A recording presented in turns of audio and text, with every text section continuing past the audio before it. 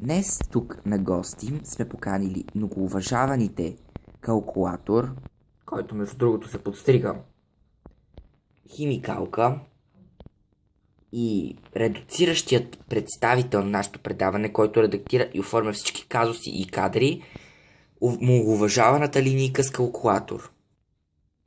Знаете, че напоследък книгата на Емил Конрад наби изключително голяма популярност и днес нашите гости от прословутото предаване Калкулаторни проблеми са дошли тук, за да обсъждат книгата на Емил Конрад.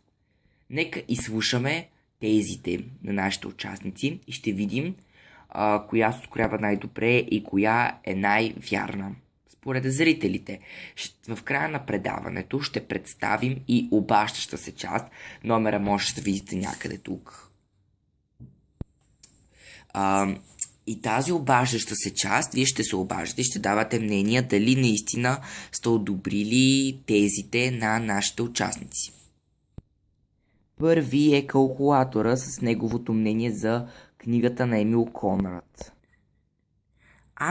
Според мен книгата на Емил Конрад е по-скоро подигравка с съвременната литература, отколкото нещо стойностно за четене. Мисля, че ако книгата беше публикувана от автор, който досега не е бил популярен, не е качвал клипчета в YouTube или изобщо хората не са знаели името му, мисля, че книгата нямаше да стане много прословута и популярна. Още повече, мисля, че книгата стана популярна, просто защото Емил Конрад непрекъснато я рекламираше в клиповете си. Както знаете, той има изключително много гледания в интернет и според мен това е един от водещите фактори. Също един от водещите фактори е, че в самата книга има приложени QR кодове на неговите видеа и лично моето дете си купи книгата само за да може да изгледа клиповете, защото му беше изключително интересно да ги види и да ги прегледа като цяло. Не мисля, че това е много добър начин за рекламиране на книга, като цяло литературно или нещо този сорт. Предполагам, издателството е приело само защото Емил Конрад е популярен, а не заради някакви лични мотиви и това, че са харесали книгата.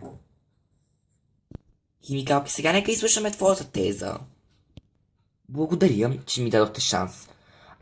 Аз лично не мисля, че това, което каза калкулаторът, беше много точно, защото книгата като цяло е добре оформена за тинейджери, нищо че е за деца на 16 годишна възраст.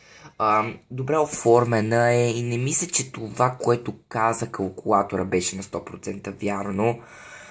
Като цяло, това, което прочетох, защото ние прочетох цялата, ми навява на впечатление, че самата книга има проблеми с цялостното оформяне. Наистина не е една от най-завладяващите книги като цяло с личностни истории.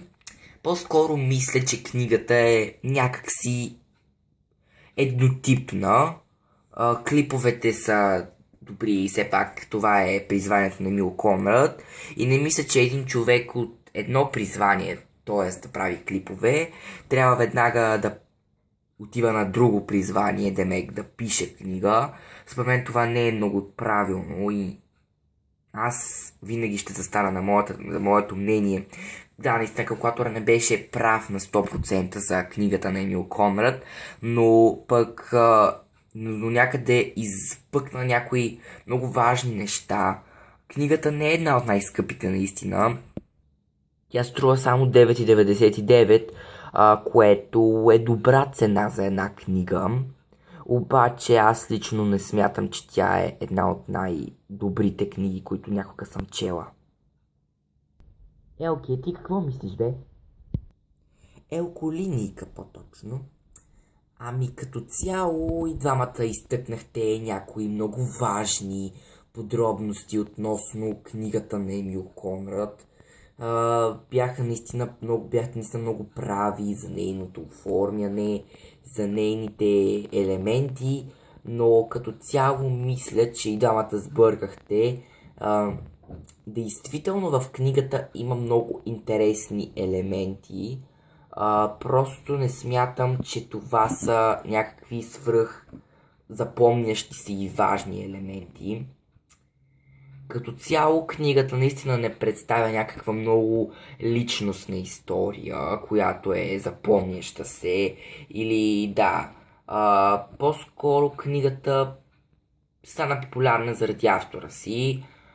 Сигурно този клип ще има страшно много хейтвания, защото Емил Конрад е много обичана българска звезда и независимо от всичко, хората ще го защитават и книгата му. Аз лично, подобно на вас, също не ми хареса книгата, как да кажа, като четиво.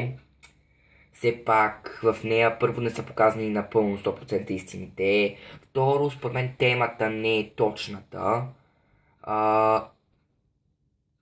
И това е като цяло мисля за книгата на Емил Конрад, наистина. Сигурно ще има и фенове на книгата, които ще я защитават. Сигурно ще има и хейтери. Просто това е мнението ми за книгата. Не, хора, не мисля, че е добре хората да хейтват по какъвто и да било начин.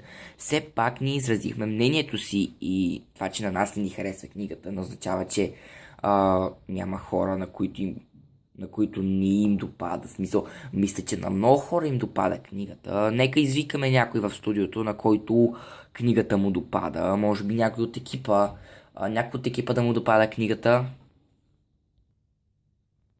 Аз много обичам книгата на Емил Конрад. Много е хубава, много е добра. Всичко е представено точно както е в живота. Аз лично не знам на вас какво не ви харесва в книгата, но лично аз много я харесвам тази книга. И лично смятам Емил Конрад да продължава да пише в същия дух. Той много добре се справя с оформянето, с дизайна, с характеристиките на своите персонажи. Много харесвам книгата му и ви препоръчвам цялата да я прочете, не едва ли са от първите 5 страници. Много хубава книга, много добре оформени глави, всичко от реалния живот. Емил Конрад не си е спестил нищо. Много хубава книга, аз лично много я харесвам. Не знам за вас. Да, всеки си има мнение по въпроса и лично аз смятам, че нашето мнение някакси продуктивно, все пак ние не казахме нищо брутално за книгата, по-скоро изразихме критика. И това е. Аз не мисля, че има нещо да се допълва.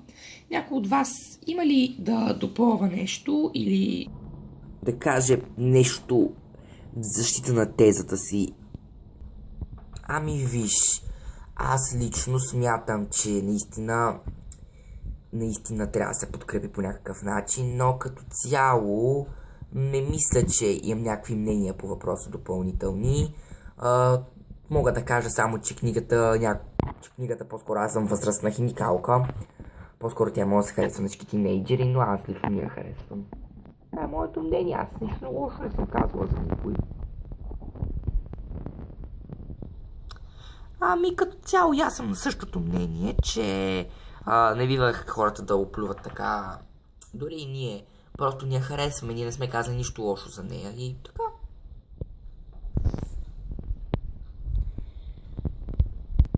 Благодаря ви за интервюто. И до скоро.